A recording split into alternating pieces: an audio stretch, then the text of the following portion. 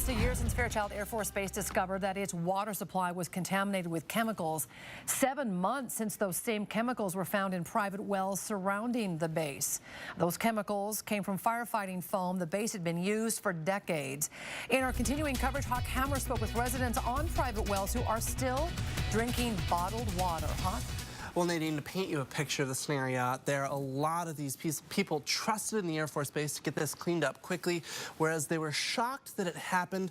They weren't initially angry, but now their patience is spent and they're starting to get mad. Not talking to us about a plan. We haven't seen them for months. Julie Dibble is flat out done with it all. Why are you not communicating with each one of us one-on-one?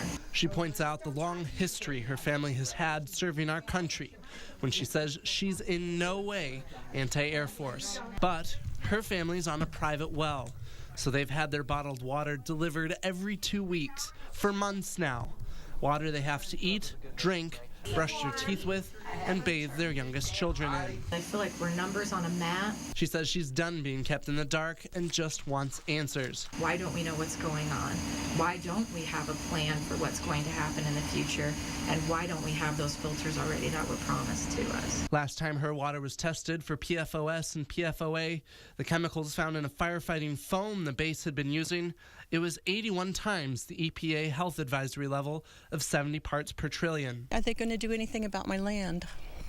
I have 20 acres here that I can't foresee using. We sunk our entire life savings into this place. Jackie Callender lives just down the road within eyesight of the base. Concerns and frustrates me because we have no idea when this is going to end. The water quality on her family's dream homestead sits at 4,520 parts per trillion, 65 times the health advisory level. Just giving us good drinking water isn't going to help. She said they moved to Medical Lake to live off the land, raise chickens, plant a garden. The vines died.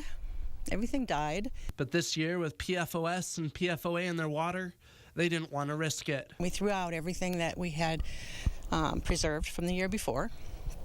Just threw it out. She, too, just wants a little transparency. I would like to know why it's taking so long.